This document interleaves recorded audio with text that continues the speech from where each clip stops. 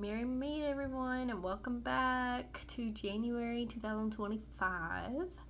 So I'm going to go ahead and get started with the schedule for 2025, but we will be doing, of course, the full and new moon readings, and I will also be giving a self-care practice to go along with that moon phase that we'll be talking about, and we will also be talking about the Norse gods and goddesses and information about them and what they do, things like that. Let's see, what else am I forgetting here? Oh, astrological events. We will be doing that monthly. Let's see. Oh, and book recommendations and more. I will more than likely put some guided meditations or different information on there as well. I might go live for the full and new moon readings, but I'm not sure yet. I don't want to lie to you or give you that expectation, but just look out for it. I might do it, I might not, I don't know. But I want to try to do that. That way people can come on and get a reading, like a personal reading on there. So I'm going to try my best. So let's jump into this video because it might be a little bit longer of a video since it's the first one of the year and I'm giving you all this information. So let's jump in. So book recommendations, I have some that I could show you, but I also have some that I'm letting people borrow. So I made a list of what I have. So the first book is The Have 'Em All by Cyrus Gorgani or Jackson Crawford. A lot of people go for Jackson Crawford because he's like a professor in this type of stuff, like Norse paganism and stuff. So they typically go for him. He has a lot of good information. If you don't know who he is, look him up on YouTube. He has a lot of videos, a lot of information. He gives translations and all kinds of stuff. Just all kinds of stuff. Also the Poetic Ada by Jackson Crawford. The Study Have 'Em All by Carrie Overton. I highly recommend this for people who have a hard time with poetry, like myself, because it has 3 other interpretations in English. And it also has like a side page where you can write notes and things like that. So it's really super helpful. So the next one is The Prose Edda by Snorri Sturluson. I think I said that right. I'm not sure. And The Viking Way by Neil Price. I highly recommend this book because it has a lot of information, and from what I've been told, it's like how they live over in Scandinavia and things like that. So a lot of good information in that book from what I've been told. I have not personally read it yet, but I am looking forward to it. And let's see, so we have the Norse mythology book. This is what it looks like. And let's see, the authors are Abby Farewell Brown, Sarah Powers Bradish, Mary Litchfield, and others. So this is what it looks like. I have not personally read this yet, but I heard that it's really good. So I'm looking forward to reading this. Okay, hopefully that doesn't fall. Okay, I have not read these either. So we have Irish Fairy Tales, Scottish Myths, and Viking Folk Tales by Jake Jackson. I have not read these either yet, but I heard that they're really good. So just some ideas there. And then we have Norse Magic by Marie Bruce. I have not read this yet, but I heard it. But I heard that it's good. So this one I highly recommend, especially if you're visual like me or you have kids. So this one is called Norse Myths, Tales of Odin, Thor, and Loki by Kevin Crossley Holland, illustrated by Jeffrey Allen Love. So I'm actually going to open this and show you how fucking beautiful this is because I freaking love this book.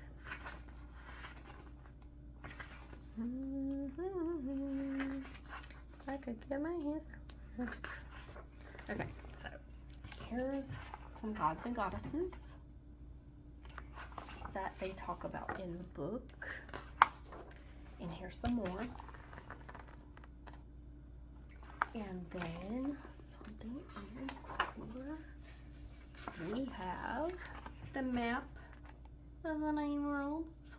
And then there's another picture. I swear I want to show you guys, but it might take me a second to find. I think this is it. I know it was a spinner, but I can't remember. I think this is it. But I love the artwork in this book. It helps me process all the information that's in this book.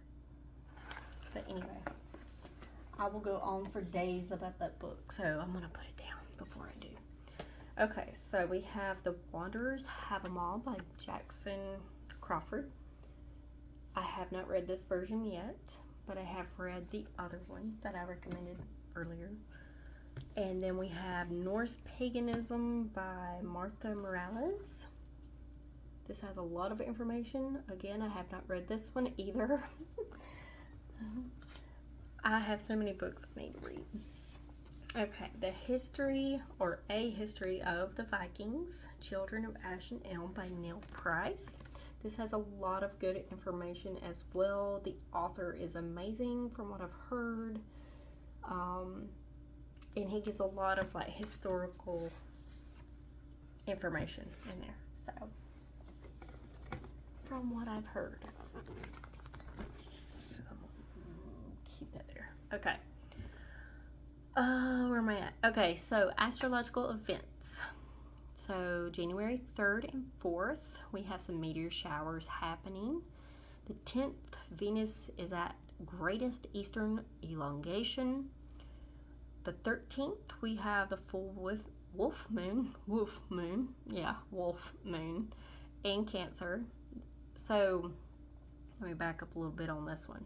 Okay, so when I talk about the full moons this year, I'm going to say it in a way that might be a little different than it has been the past year or so that I've been doing these videos. The full moons, we are going to celebrate things, okay? So, the 13th, full wolf moon in Cancer, we are going to be celebrating bonds, places where you feel at home, nostalgic memories, and creative alone time.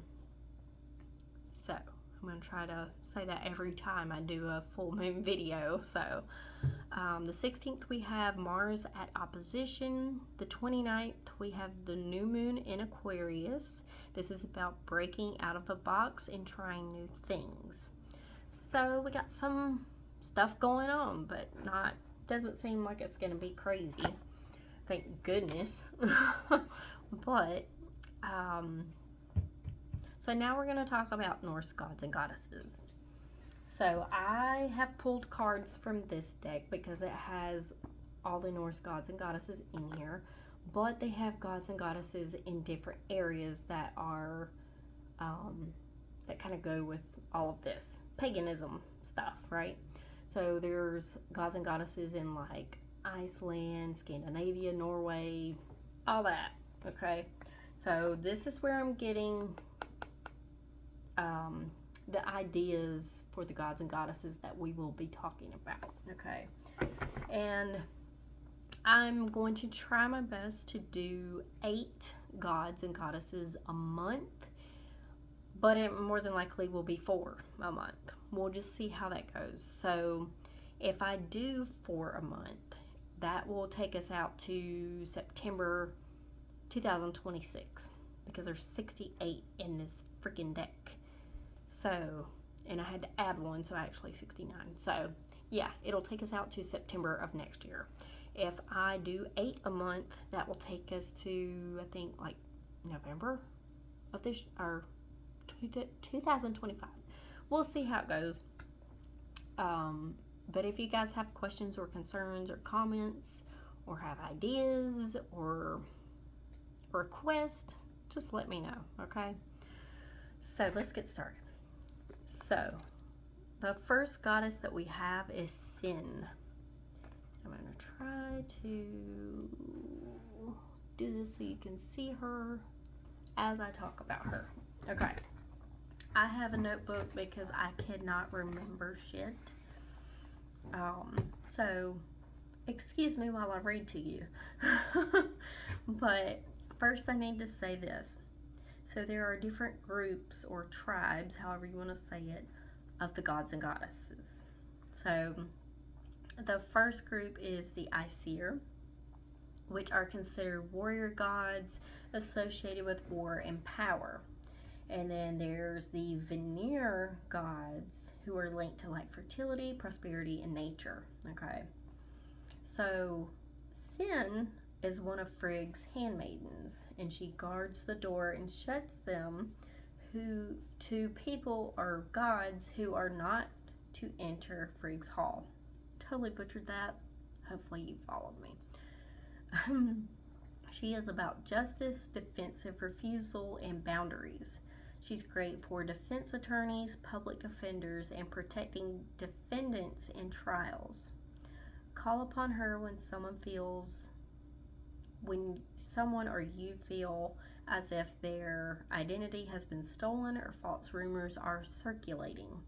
She is known for concealing and keeping secrets, which makes her a valuable ally. She may be seen holding keys to the hall, which represents her role as the keeper of the gates, and a scepter that symbolizes her authority. Sin may also be known for protecting the god Balder when he was killed, and she prevented his murderer from escaping. She is well known for her wisdom. One story tells of Sin challenging the god Thor by asking him a series of riddles. Despite his might and bravery, Thor was unable to answer the riddles and was forced to concede defeat to the wise Sin. Another tale speaks about how a band of giants attempted to break the traditions of the gods by crashing a party. Sin stood guard, turning away any giants who tried to enter and defending the realms of the gods from their potential destruction. Her name means just say no. The rune Sowilo, hopefully I said that right, is associated with Sin. So Sin is an Aesir goddess. So I think I said this before, hopefully I did, but we will be doing a rune of the month as well. I don't know if I said that, but my ADD brain is like, no, you didn't say it. But just in case, that's what we're doing. So the next goddess that we have, if I can get the cards to work, is Seth. Some people may say Sith, but it's Seth. So Seth is the golden-haired goddess, which symbolizes the fertility of the land and the harvest of grain. And she's the wife to Thor. She is goddess of fertility, grain, family, and the earth. So it's cool that her and Thor are together because he's like the god of thunder and weather, and then I think that's cool. So her powers are earth manipulation, fertility inducement, gold mimicry, guardianship, magic, immunity, and plant growth. So her name means bonds and affiliations. Seth is known for her beauty, and there are tales of Hungnir. Hopefully I said that right. You guys are welcome to correct me. If I ever mispronounce something, I will not take offense if you correct me, okay? So, anyway, moving on. Wanting to abduct her and Freya.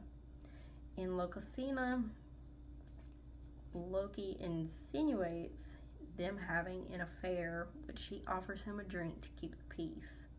Another tale speaks of Loki cutting off Seth's golden locks. Sorry, I see the eye and I'm like, oh, that messes me up. Of course, when Thor finds out, he threatens Loki, who seeks a remedy. He approaches the dwarves' master craftsman, who not only crafts a new set of golden hair for Seth, but also forges other invaluable treasures for the gods. Odin is in disguise and approaches Thor, where they engage, in flighting, which is like verbal doing, like talking shit, basically. The rune Yera is associated with Seth, and she is an Aesir Aesir goddess. I see the A and it just messes me up. Okay, so the next god that we have is Frosti. Okay, so Frosti is the god of justice and reconciliation.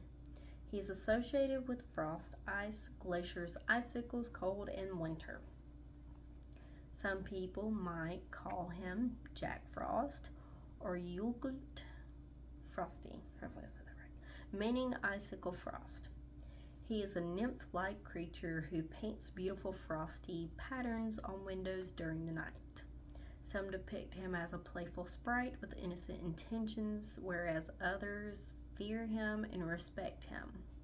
Many people would leave offerings to spare them from harsh winters and to spare their crops from frost or damage. He is not considered to be part of either the Vanir or Aesir groups since he is associated with the frost giants. There's no mention of a rune association with him, but it does make sense to associate him with Issa. So, there's not really much information about him other than what I just gave you. So, that one was kind of hard to deal with. So the next one we have is the rule of 3. So, the rule of 3 refers to often appearing in the form of triads of gods, events, or concepts. Some examples being the 3 Norns. Udur, I'm gonna butcher this, I know. Udur, Verdandi, and Scold. Okay. Blush for a second. Okay. Who represent the past, present, future, respectively, essentially signifying the nature of destiny and time. Okay. Where am I at? Okay, I totally just lost where I'm at. Fuck. The nature of destiny and time. Okay, the Norns weave the threads of fate and control the destinies of both gods and humans. Other Norse triads include Odin, Vili, and Ve. So Vili is associated with creation. It can also be the 3 worlds of Asgard, the realm of the gods, Midgard, the realm of humans, and Helheim, the realm of the dead. Of course, the rune for this is Weird, which is like the blank destiny fate rune. So that's all that I have for today on this, but I will be doing more, of course. I'm gonna go ahead and do a rune of the month. Probably if I do the Norse gods and goddesses in a couple of weeks, then I probably won't do well, fuck it, I'll do a rune reading. I was just thinking, like, I'm doing a rune of the month, and then I'm going to do another video of the gods and goddesses. Yeah, I'll do another rune reading, but it won't be for the month. It'll be like a general reading or whatever. Alright, so, spread these out a little bit. Alright, and I'm just going to pull one. I'm not going to pull 3 like I usually do. So, the rune of the month is Weird. Okay. So, we have fate, uncertainty, unknown consequences, acceptance, the unknowable, and fate. So, let me pull it back a little bit. Okay, so I am pulling this from the Rune Oracle. It has cards and a whole book with the meanings and things like that. I think I found this at Second and Charles for like $5. I was like, yeah, of course I'm gonna buy that. So it might be on Amazon. I'm pretty sure it's on Amazon. But anyway, so this is about acceptance and trust. Let's see. So the Norn known as Weird was concerned with the past, her sisters with the present and the future. The blank rune could be said to convey the message that our task is to accept what is, because our destiny has already been decided. As its blankness suggests, it is neither a negative nor a positive rune.